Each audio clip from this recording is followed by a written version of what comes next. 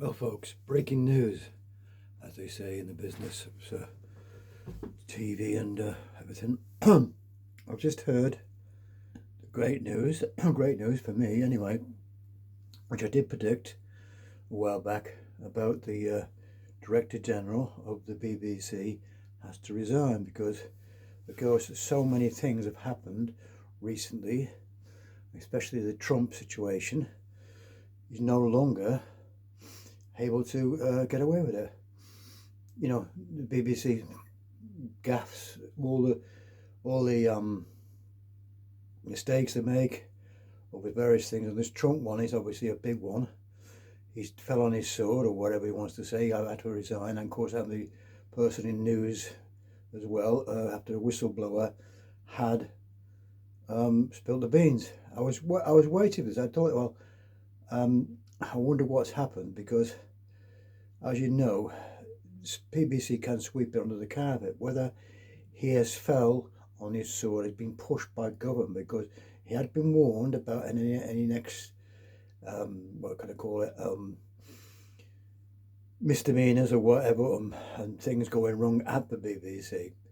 So I said it was inevitable somebody had to go because he can't carry on gaffes and things going wrong after the Greg Wallace, Hugh Edwards, the Gaza film, and now Trump.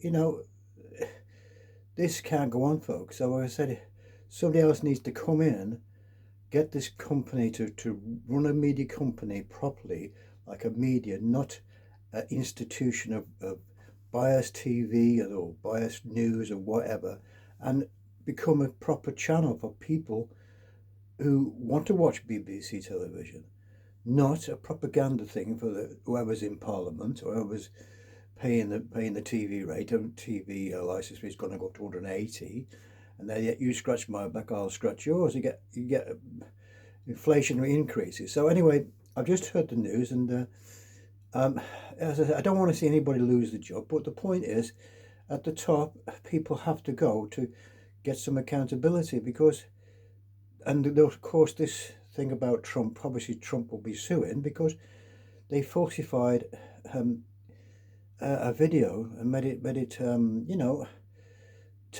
lies. BBC tell lies. They tell it all the time. So what's happened is, of course, it's unforgivable. And of course, Trump pay. We'll find out and sue.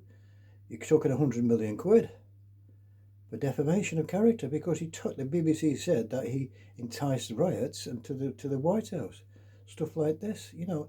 It's just not on. You can't do things like that. Without. Well, I'm just amazed really that it hasn't happened right away. Over the weekend, obviously people have talked about it and stuff, and of course he's had to. Well, I think he just wants to get out of it. Basically, it's how many more mistakes are getting made by the company?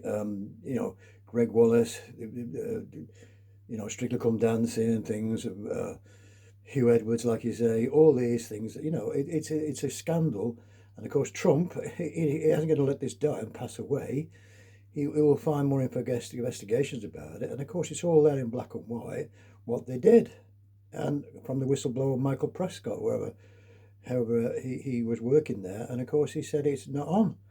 So people, like I said, if you're paying the TV license, as I said, if you paying a TV license, you want a company who's running the company, not telling lies, not telling basic bullshit about people and everything else, making things up and everything else, and saying as it is.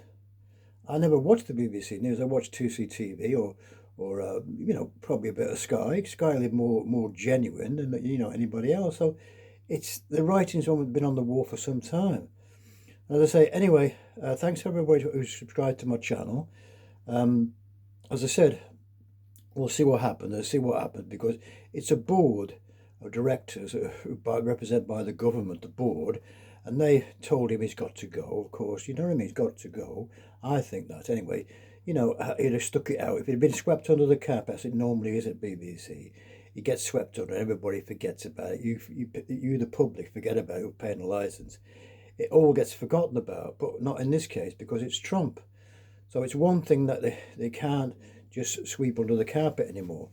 Anyway, folks, like I said, we'll see what happens because the charter's due in 2027, and they need to get this culture of the BBC completely changed so that company is a media company run by the right people. I mean, this Tim Dipstick, whatever his name was, Tim whatever, he didn't really just let things go on and on and on. And, the Hugh Edwards thing, now the Trump. So it's there for everybody to see. You can't run a company. It's like a football manager. If the team's losing, 10 games on the trot, it's time to go. You've got to go because you carry the can for all the mistakes. And there's been quite a few mistakes since Hugh Edwards got found out, and they let him carry on. They let him carry on for months and months, paid him and all the rest of it. Anybody else, a decent kind of manager or company boss, would say, right, you're out, end of it, out. That's it. Anyway, folks, thanks again. Leave your comments, what you think below. Leave your comments. It's all new, like I say, breaking news, like I say. So I'm not. I don't like to see anybody lose a job, but if the guy who's doing the job, he's incompetent, and as simple as that. You have to go. You carry the can, don't you? Anyway, folks, leave your comments, like I say.